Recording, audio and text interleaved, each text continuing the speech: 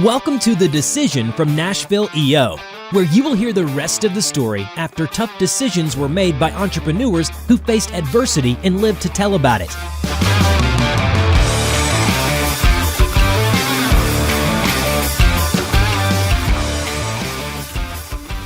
Welcome to The Decision, the podcast by EO Nashville by and for entrepreneurs, where we talk about the struggles of running a business and the inevitable decisions that we have to make during the course of running said business. With me, as always, my partner in crime, Mr. Robert Hartline. Eric, thanks for having me. Good to be here. We're back in the saddle again. Back in the saddle again. Let's do this. Hopefully we don't float away at some point today. It's raining. And we got a little outside. bit of weather out today. So that's right. Yeah. And our guest today, Mr. Shane Schoen. Appreciate you for having me today. It's a pleasure to have you here. Can't wait to dig in. I swam my way over here. Just kidding. I thought about it. So question, how'd you get to Nashville? That is a long story, but I'll try to keep it short and sweet. I had no intention on being in Nashville. Originally, when I came to Nashville, it was by random happenstance. I was on day 135 of riots in Seattle. I had just got back from India. I went out to India to go visit some employees in Noida. Spent a very short trip. It was 3 days. It was like 1 day of flying, 3 days on the ground, 1 day of flying back. I was supposed to go on my first vacation ever. March of 2020. So March 26th of 2020, I was supposed to go to Scotland. And the moment I landed and got back from Noida, I got a bunch of emails, texts, and notifications that trip was getting canceled. In addition to that, I had a bunch of real estate in Tacoma, and I got letters in the mail suggesting that my tenants no longer had to pay me rent.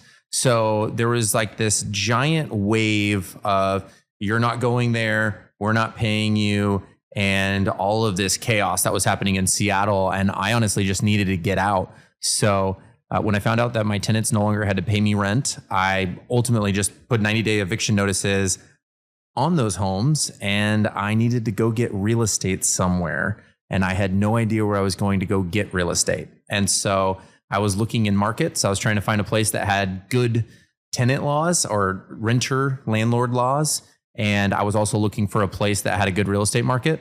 And that's ultimately what brought me to Nashville. It was a random happenstance series of events, of unfortunate events, and bought a house sight unseen. Flew out here. I bought a house with the intent on doing one of those do-it-yourself projects. I lived in the property while we were flipping it with my little brother. And while I was here for 9 months, kind of just fell in love with Nashville, and I stayed. I had my house in Auburn, Washington for 2 years before I actually committed to staying in Nashville. So I never planned on being in Nashville. Wasn't supposed to stay in Nashville, but Nashville stayed with me. What business were you in at the time? So it was Next Level. So the recruiting agency I have right now is what I was doing when I came out here. It was at the very beginning of that. I had just had a software company called Talentful, which is a machine learning and artificial intelligence platform that does identity resolution. Really fancy way of just saying we found people's information and sold it to recruiters. I had just parted ways with that and sold that with my business partner at the time. And then January of 2020 was when we started hiring our first set of recruiters. And so I had just started. I had just signed my first lease in January of 2020 in Tacoma, Washington. And within 2 months of opening that office, those doors shut down just as fast as they got started. Wow, that was a heck of a start of a business. Yep. And because of commercial contracts, I had to pay out a year's worth of rent to get out of my commercial agreement. So got started, still want flew that out. lease money. So the commercial deal was much better for the landlord than residential, I take it. Yeah. So it was really interesting when I was like, when I was comparing residential law versus commercial law, but commercial law, like I could not pay rent, but residential, they were allowed to. No. Wow. So what was it like for you, 2020? Had you heard of EO? When did EO enter your picture? EO entered into my stratosphere once I had started Next Level. I had brought on a COO, so Taylor Duncan, who's my current COO and one of the best things that ever happened to my business. He was in EO out in Chicago. So I was trying to find ways to get plugged in. Seattle has like a lot of community And there's a lot of events that you can find and you can join. I couldn't find community in Nashville, and I was really struggling, and I was trying. I ended up starting something called Founders Live that I brought to Nashville. I was like, I couldn't find a party and I couldn't find an event, so why not start one? And so while I was going through that adventure and trying to find more community in Nashville, my COO convinced me to look into EO. Oh, that's great. Because he was a member in Chicago like 15 years ago. So right off the bat, you're like, you got a little crisis cooking. Yeah. And you're starting a new business. Starting up a new business, moving across the country. Recruiting in the world is laying people off, right? Yes. What does that look like? We, most of my clients at the time, my background was predominantly like machine learning, data science, software engineering. A lot of my customers were in the aerospace industry, specifically commercial travel, consumer travel, healthcare, and education. So all of my clients overnight, we had like a boom of roles. We had a boom of services and requests, and then overnight it all shut down. So there was a period of time where we had a massive lull. We had no idea what we were going to do. We had no idea why we were going to do it. And I started watching the stock market, and I was trying to figure out where to start pouring our energy because nothing seemed to be working. And as I was, when I say stock market, I was really just on Robinhood day trading, right? So on Robinhood day trading, I was like, where do I invest my time and why? And one of the things that I noticed was gaming and entertainment started spiking. And so when I started seeing gaming and entertainment going up, and while other markets were going down, I was like, I guess we're going to do video game recruiting. I guess that's what we're going to do. I had no idea. So I got my whole team. So no connections in the business. No connections in the business. No, I knew nothing about video game recruiting at all. But I was like, that's the direction we're going to go. So I immediately just started hitting up CEOs of random gaming studios. I was cold calling everyone, trying to figure out how to pick up our first rec. I started interviewing people and just trying to showcase them. And I was like, let me share your story, because I just needed to get myself immersed in the market, understand the lingo, understand the acronyms. I didn't know this world at all. So within 9 months, we skyrocketed. Like we brought in a bunch of video game clients, and we went from 0 clients to 20 clients in like a 4-month period.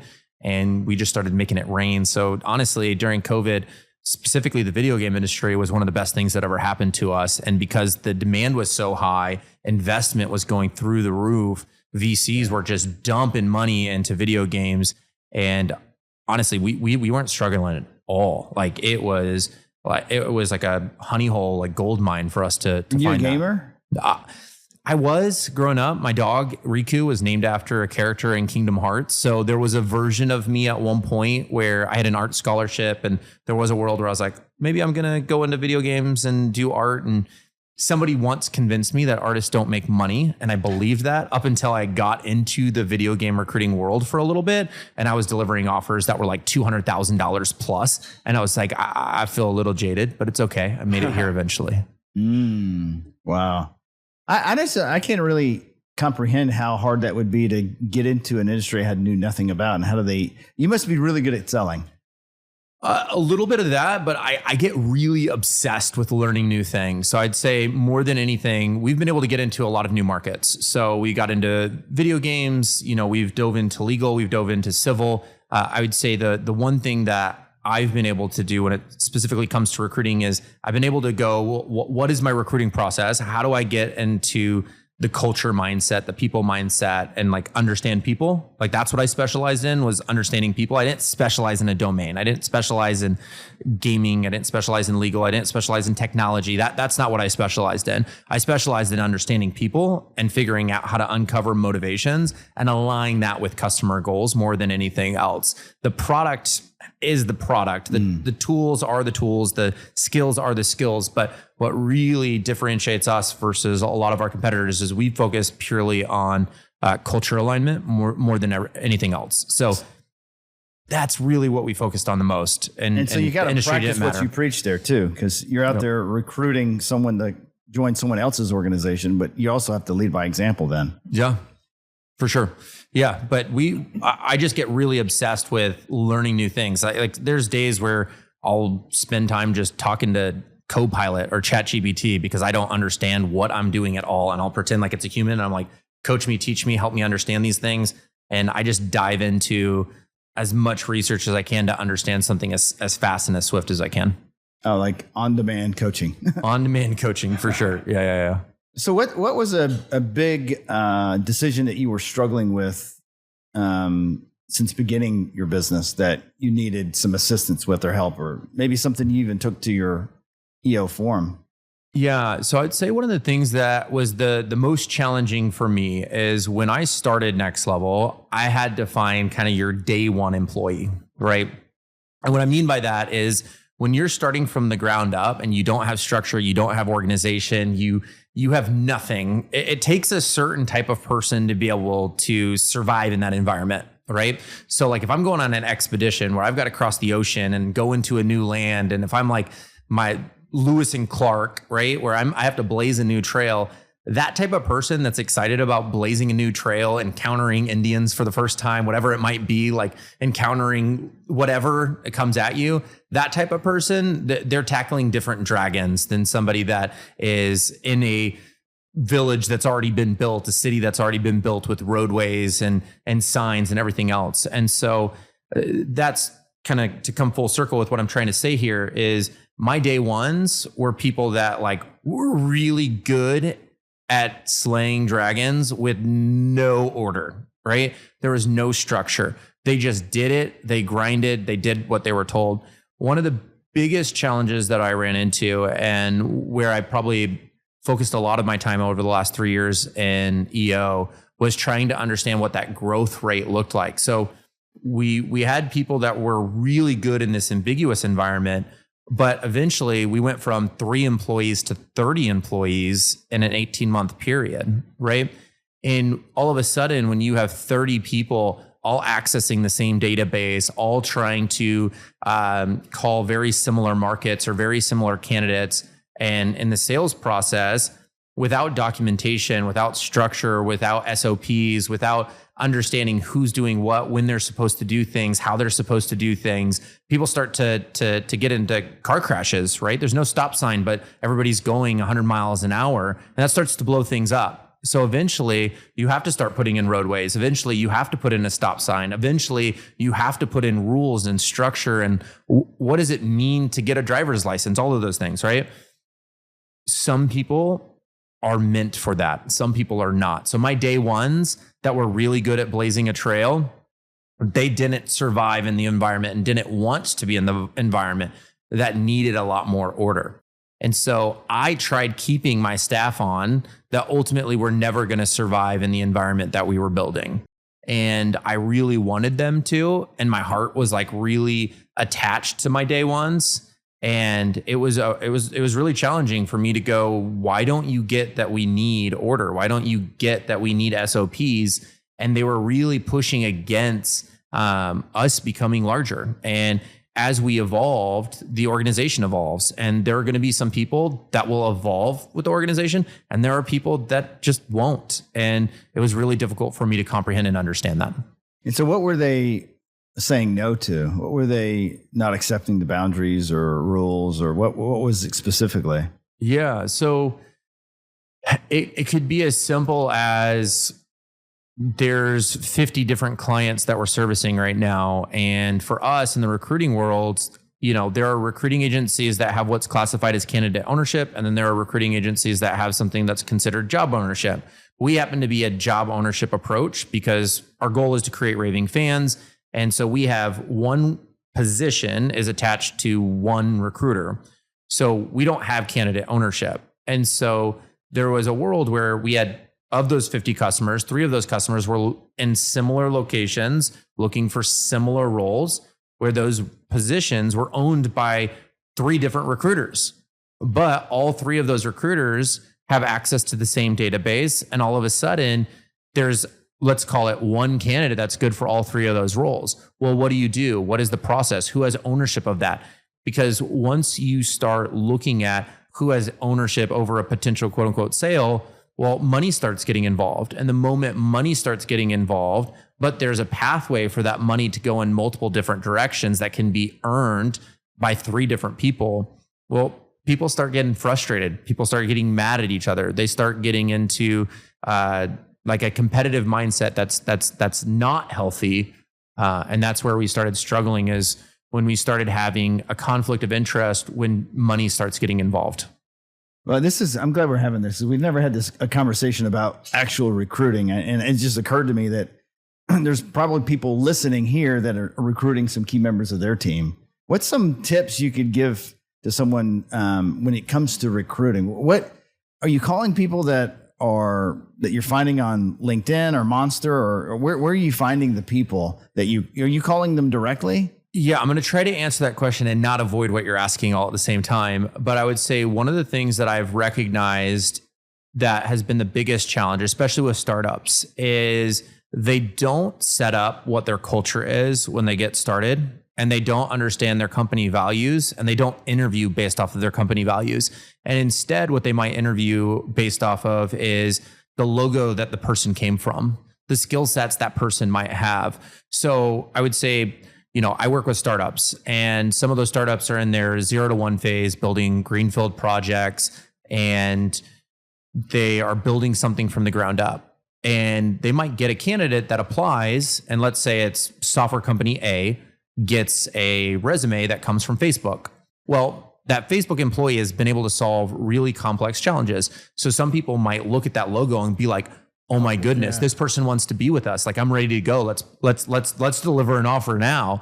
And what happens is when that candidate interviews, they will impress, right? Like, they're smart and they're capable and they can achieve things. But the problem with somebody like the employee that might be at Facebook, if they've only ever been at big organizations, they've only ever been in large enterprise environments, is they have a lot of tools. They have a lot of resources. They have a lot of mentorship. They have a lot of structure. And the moment you take them out of that environment and you put them into an environment where they have to wear way more hats than they've ever worn in their entire life, they have way more pressure. They have to deliver way faster. They don't have the same amount of infrastructure in place. They don't have the same amount of tools. All of a sudden, we don't have an unlimited pocket, right? We have a very small checkbook that we get to use. I mean, there's no kitchen with like 5 different cuisines. No ping pong table. No, none of that. Right. You're like sticking a Gen Z person back in the 80s, right? So I got nothing to work with here. I don't have ways. Massages, man. This was a terrible place to work. Yeah, exactly. I mean, I came from, I worked at Facebook. So like there's no free lunches with private chefs and like full-time chefs on staff, right? Right. There's not Friday happy hours with an all hands call meeting or whatever, right? Those don't exist. So the culture, the pace, the environments, the tools, they're just so different that people set themselves up for failure by hiring somebody that has high capacity, but they don't match the culture and they don't think about that, where they're not scrappy. They're not thinking about, I just have to build an MVP and just get something out because we don't even know if there's going to be adoption yet. Or thinking about, how do we build something where there aren't rules? Like, if you're at an enterprise organization, you probably have a piece of software that's existed for years. So you're coming into an ecosystem that already exists. And there's already a playbook. There's already rules. There's already structure. And that's very different. And it's no different than if you go into a sales role or a product role or a marketing role. When you don't have structure and you're the person being put into place that might have to build that structure with the team, right? You're building the rocket ship and you're trying to put it together too. That's a different type of person. And people try to make exceptions because they see a logo, they see something sexy. They think that they're going to be able to add something different, and then they have false expectations. There's a lot of false positives when you onboard that person, and people overlook it for logos and all these other things, and they will make exceptions off of what their minimum requirements were because, this person's an exception to the rule. And a mentor of mine once said, "Don't hire for the exception." Yeah. Don't hire for the exception. So how do you coach up your clients to make sure that those decisions don't get made? I only coach the clients if they ask for it. So there's a catch-22, which is some of our clients have egos and some of our clients don't. So the first part of the process is, do they have egos or do they not? Do they want to be coached or do they just want us to find them the right person?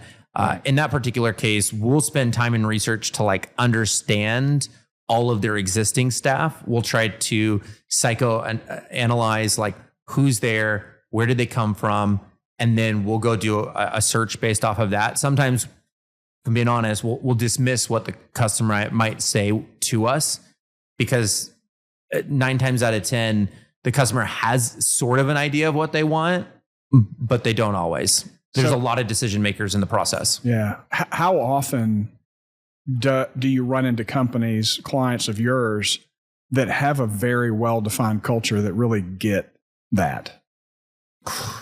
Not very many. Yeah. If I have I assume so. 20 new clients, maybe 1 out of 20 can actually define their culture for me. Do you have to kind of know that culture fit in the language when you start calling a candidate? So you have to bring that up in the conversation? I do. So anytime we start with a new customer, we always get them to, talk about themselves first. We get our clients to talk about their hobbies. We try to get them to talk about what they do outside of work. There are often times where that's more important than the in-job work environment. So if we can understand our clients, what do they do outside of work? It's really helpful for us. But in addition to that, some clients will give us a job description, but those job descriptions very rarely actually correlate with what the company actually wants. So I'll get them to give me a job description, which is great. That gives me a bunch of keywords, but we'll get them to talk about what does a 30, 60, 90 day roadmap look like? And I'll be like, what do you want them to accomplish in the first 30 days? What do you want them to accomplish in the first 60 days? What do you want them to accomplish in their first 90 days? And by the end of the first year of employment, what do you expect out of them? And what would you define as a successful, valuable member? First 30 and 60 days are your minimum requirements. Your 90 days and your full year are your nice to haves. And we can build out a job description for someone, but I usually don't use our clients' job descriptions very often. Outside of like the key technical skills that are just, they are what they are, I will rewrite most job descriptions and base it off of a 30, 60, 90. So I can have a better candidate experience for onboarding, because I can represent exactly what they're going to be prepared to do. But false expectations are set all the time. Yeah. And we try to get our customers to understand that the job description needs to be related to your 30, 60, 90 and your 1 year roadmap. After 1 year, that person's going to evolve, they're going to grow, and they're going to develop new skills, which likely will be contributing to the business in a new way. But as you're hiring, you're really hiring to go, what do I need this person to accomplish in year 1? And our goal is to help them solve that problem to add overall value towards their KPIs. When you're talking to a new candidate, what's that thing that you pitch or talk about that gets them, maybe they're happy with their job, right? They like their boss, they like the company, they're making good money. What is that thing that you can get them to go, ooh, and kind of get interested in a switch? Yeah, that's not, there's not a one size fit all answer, but when I'm training my recruiters, I'm getting them to figure out how to get somebody to either complain about their job or get them to brag about their job. If somebody's complaining about their job, I can build a giant arsenal of objections that I'm going to be prepared to handle, right? So if I could get somebody to complain, that's very easy. However, there are some people, their natural desire is to just brag. Like they don't want to say anything bad. And if you run into somebody that doesn't want to say anything bad, what you do is you get them to brag as much as possible, and you get them to brag and you get them to brag and you get them to brag. And eventually it's what is that law? Like what goes up must come down. Yeah. Right. So what goes up must come down. So if you get them to brag enough, eventually they'll have a pendulum swing where they'll be like, but this thing could be better. And what I'm really waiting for is but this thing could be better. And that creates a wedge for us to open the door and to create a conversation. So get them to brag, pendulum, but this thing could be better. And then that's the sore spot that we have to press on. And then that's where we can start to get people to actually open up. That's brilliant. Well, obviously people switch because of money, but is there something else that you can lean on? It's very rare that somebody switches for money. And if somebody switches for money, they're likely not going to be with you after a certain period of time. So there are people that are just straight up mercenaries, and like those are going to be your typical contractors that are going to come in for a project, hit it, quit it, move on.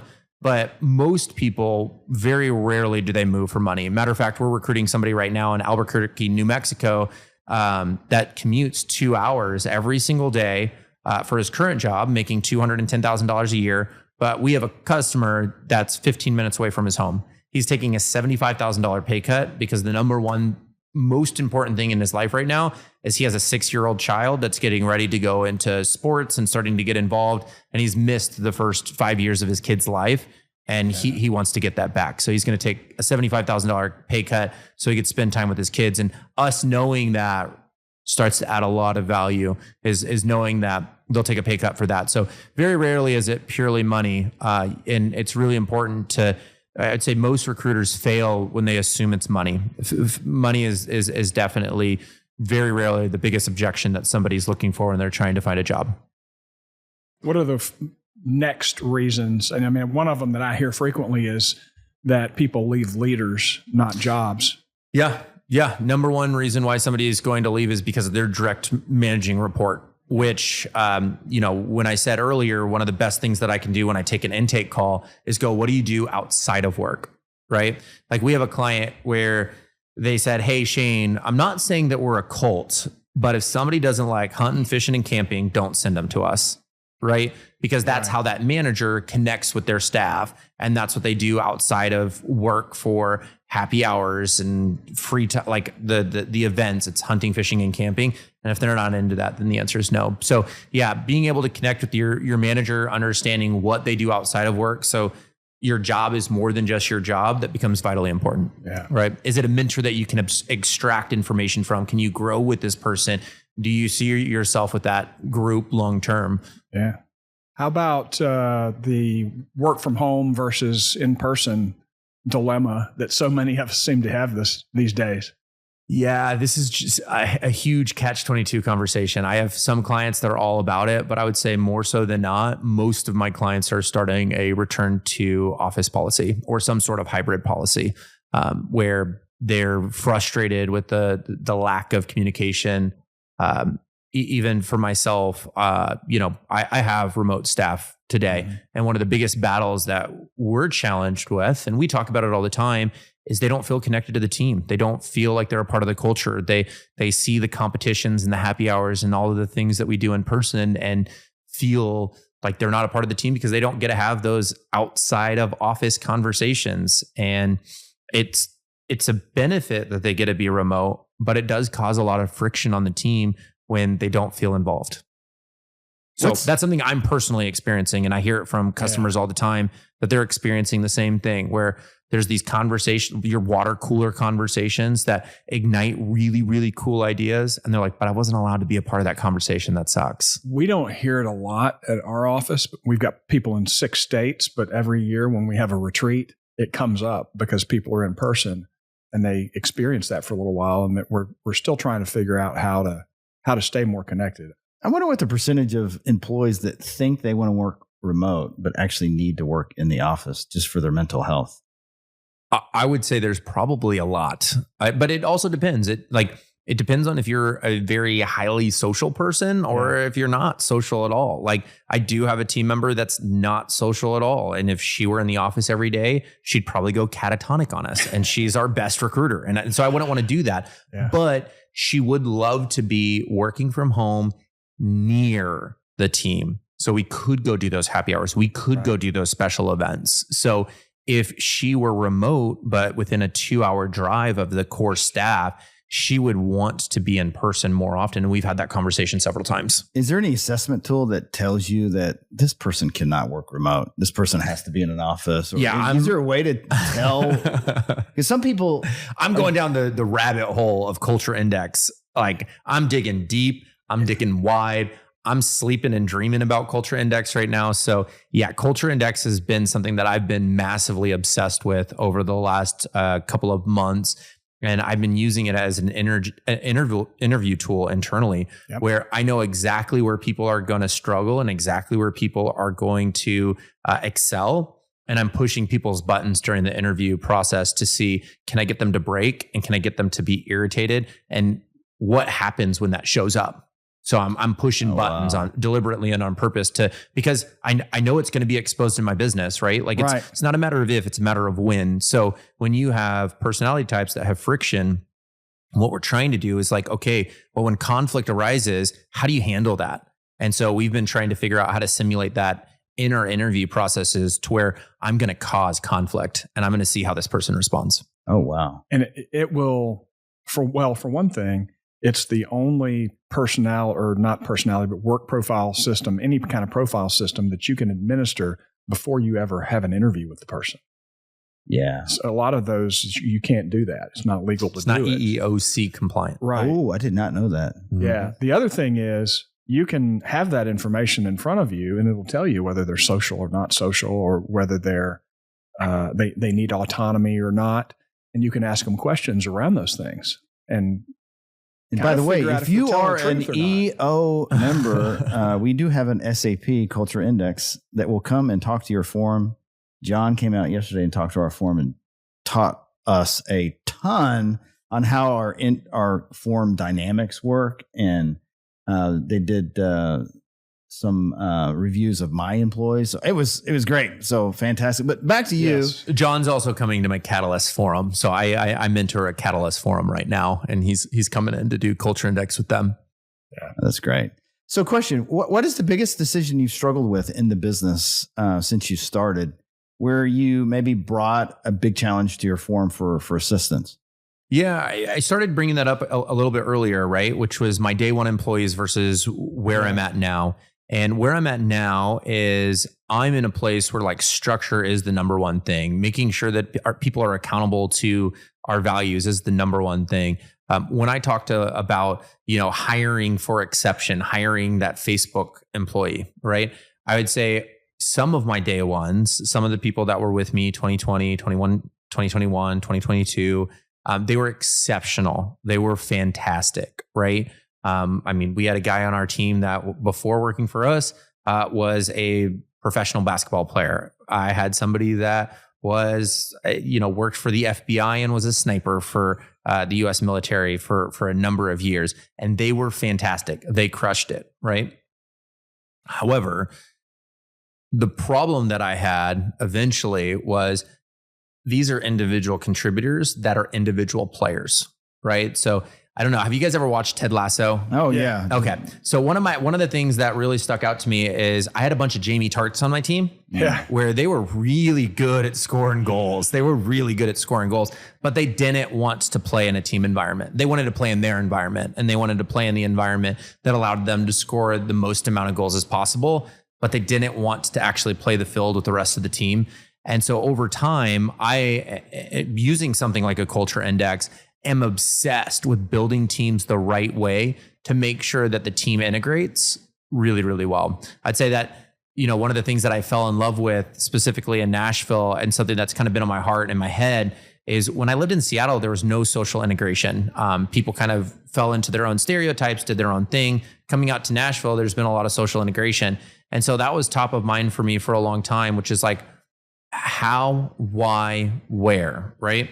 And so I started realizing in my business early on, because I had individual players that wanted to individually contribute and not be a part of a team, there wasn't an integration. So using things like Culture Index, I could start very specifically looking at their Culture Index and go, would these two people operate together? Would they work well together? Where will there be friction? And is that positive friction or is that negative friction? How do I get in front of that? How can I tell somebody that they're going to get annoyed with their teammate before they get annoyed with their teammate? How can I get them to forecast where their struggles and their bottlenecks are going to be? And that's been a game changer for me. And so early on, I didn't have that bunch of Jamie Tarts, no rules, no infrastructure, nothing.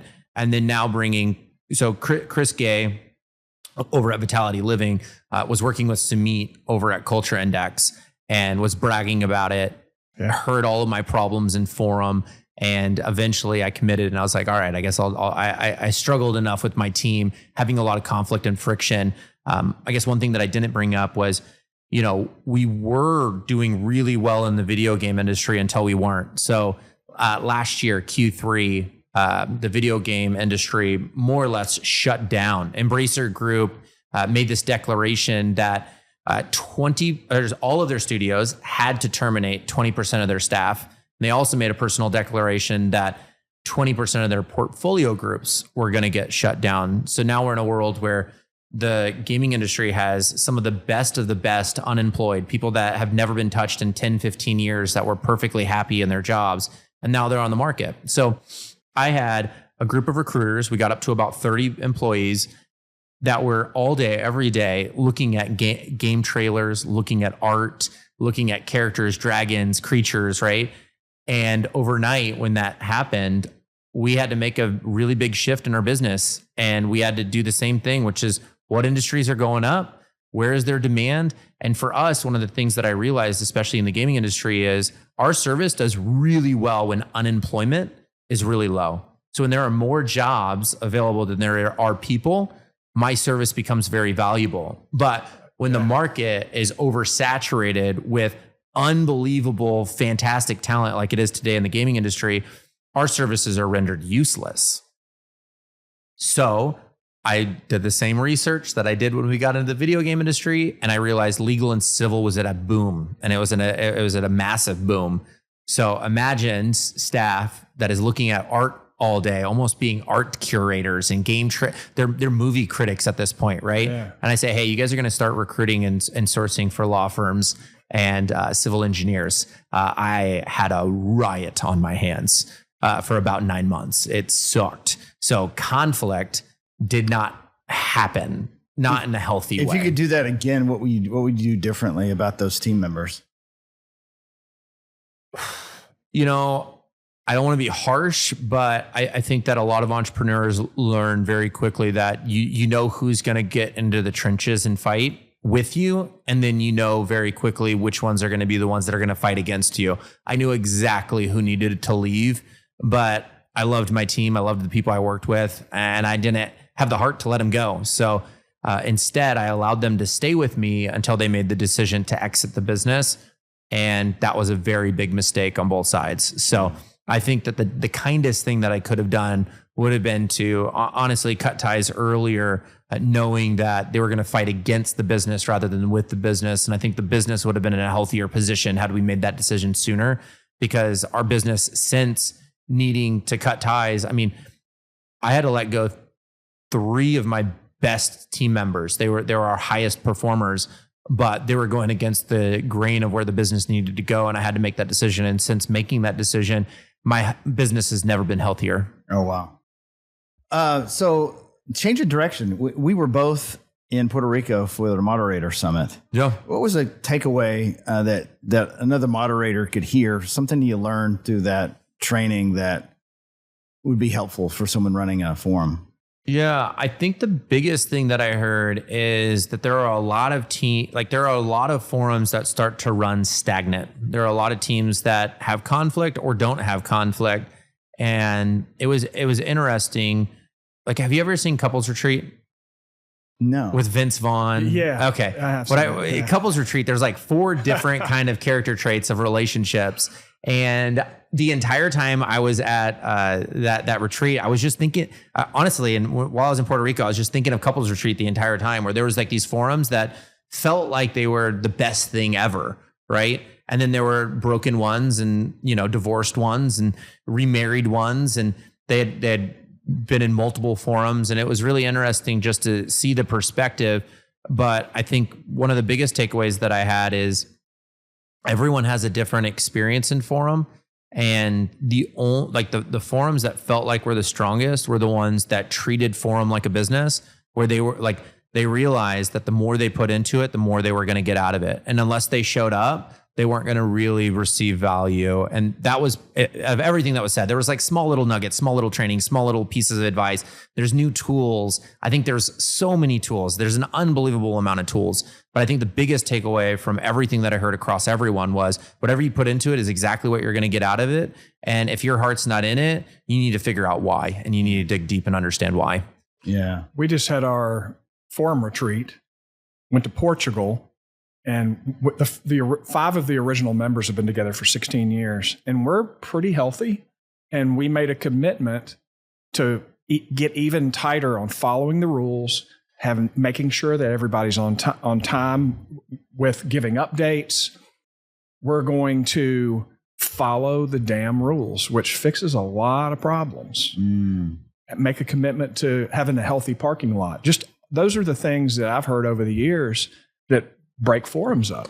Well, let's think about it 2 different ways. I think there's making sure that there's a healthy parking lot, like if somebody is running off of EOS, right? It's like making sure that you have a strong IDS set up, right? So that way you can identify, discuss, and solve very specific topics.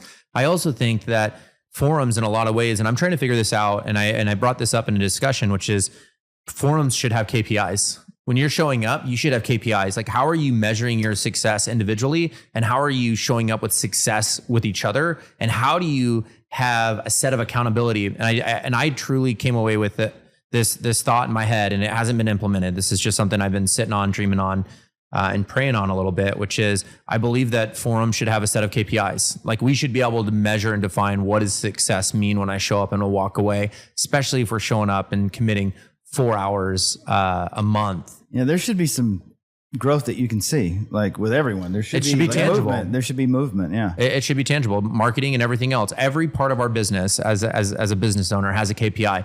Why doesn't forum? Yeah, you know, I came away with we did this exercise in doing a deep dive. When someone states whatever the issue is to ask the question, why is that significant? Mm-hmm. And the person would say, whatever is significant, we're supposed to repeat so they know that you heard them, and then ask again, why is that significant? We did this at several times, and the guy I was talking to, it was a struggle with his wife, and he's like going deeper and deeper and deeper. It got so deep, like I could feel his emotion, like he was like almost like on the verge of tears. Would keep asking that question, and he was like, he suddenly saw this state where it's like, I may be getting a divorce. And he was like, he was trying to suss out how to handle that. Yeah. And I think the also thing that I got out of that is we are not there to solve EO members' problems. We are to be open and vulnerable so that each of us can be open and vulnerable. So eventually we hear our story in someone else's story, and we solve our own shit. And that is the goal, is to solve our own shit. Not worry about someone else's problem. They're going to solve it through the storytelling. We don't need to solve their problem. Yeah. Which is a rule that I need to take home with my wife, because I'm always trying to solve her problems and she doesn't want me to solve those. Right. Well, I can fix that. I have solved problems and barely had anything to say during the forum meeting. I'm not the one doing the deep dive. I maybe give a little bit of feedback, but I hear something somebody else says and goes, oh, I can steal that idea. And you walk away with gold. Mm. Yeah. You know, I've been going through 2 different programs at my church. So I go to Zeal, and I've been doing a Stronger program and a Freedom program. And one of the things that really resonated with me, specifically with forum, is like, I don't know if y'all are religious or not, but for me, it's like my relationship with God is my relationship with God. And I think sometimes people struggle with that, where it's just like, well, no, our relationship with God, we need to be on the same page. We need to make sure that we're sharing the values, we're expressing the values, et cetera. And it's like, no, my relationship with God is my relationship with God. No different than my problem is my problem. My relationship with my problem is ultimately my problem. But what we're trying to really do is give people the space to show up on the field and to play the game, right? And again, I'm using Christianity as an example here. Some Christians are really bad at allowing people to play the game. They do things to get people off of the field, and that's not the point. The point is like, how do we give somebody the space, the environment, and the comfort to feel loved, to feel like there's humility in the room, there's respect in the room, there's patience in the room, all of these things to allow them to show up on the field, play the game, and start wherever they're going to start. They might be on the 1 yard line, they might be on the 50-yard line when you're first getting started in forum. But our goal is to get them to play the game and try to score goals with us, and to understand when they can be vulnerable, why they can be vulnerable, and everything else in between. And I think far too often you'll see, and I heard stories where there are forums that don't give people the respect, the humility, the trust, the patience that is needed for them to open up and say, I might be getting a divorce, man. I may be shutting down my business. I don't know if I'm going to be able to make payroll. My business might be shutting down. There's all of these things that could be said. And at that particular retreat, I even said, you know what? Like, I had really massive problems in 2023, I never brought it up to Forum because there were other people that their problems seemed to be the only problems. And I didn't feel like I was able to express some of my problems. My problems were suppressed because I didn't want to compete with somebody else. And I didn't want to go, you know, when you're playing that game of like my problem's bigger than your problem, or you know what I mean? Yeah. Like you're trying to one up each other. Yep. And there was a point in my Forum experience where I was like, I'm not going to share my problem because you know what? I don't want to one up somebody. And that's kind of a sucky place to be, where you feel like you have to suppress your problems and instead be in an environment where everybody could put their problems on the table, where they're not getting advice. They're not being coached. They're not being mentored, because my problem is my problem. My relationship with God is my relationship with God. I have to figure that out. Yeah. I think the opposite can be true as well, because you could have a problem that's just beginning to fester, and you go, well, gosh, these other people here have much bigger problems. Yeah. Why shouldn't it go in the parking lot? One last question. So if you were joining EO again, knowing what you know now, what's some tips that you could give a new EO member about joining EO? I would say the biggest thing is like, you know, get involved with your forum, but get involved with the community more than anything. I think that there are some people that don't have the same, understanding of what forum's supposed to be, because forum is all they know. And I think by being able to get out and to meet other EO members, you could start bringing tools into your forum, especially if it's a brand new forum that's never done it before, where you can start to implement and take action new tools that you can learn from somebody else. And I think it's really healthy to get involved, you know, in the events and the communities.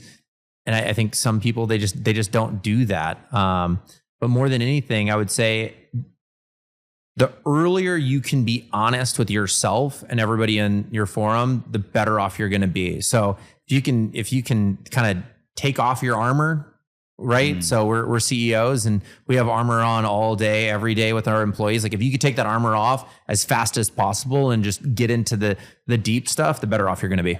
Oh, thank you, Shane. Thanks again for joining us here at The Decision. If you are an entrepreneur in Nashville, Tennessee, and you're looking for a place, a community to belong to, please visit eonashville.com. There's 350 of us in Nashville going through challenges, making important decisions, growing businesses, growing professionally and personally. If you want to join us, please visit eonashville.com. Thanks for watching and have a fantastic rest of your week. Thanks for listening to the Decision Podcast by Nashville EO. We'll see you again next time, and be sure to click subscribe to get future episodes.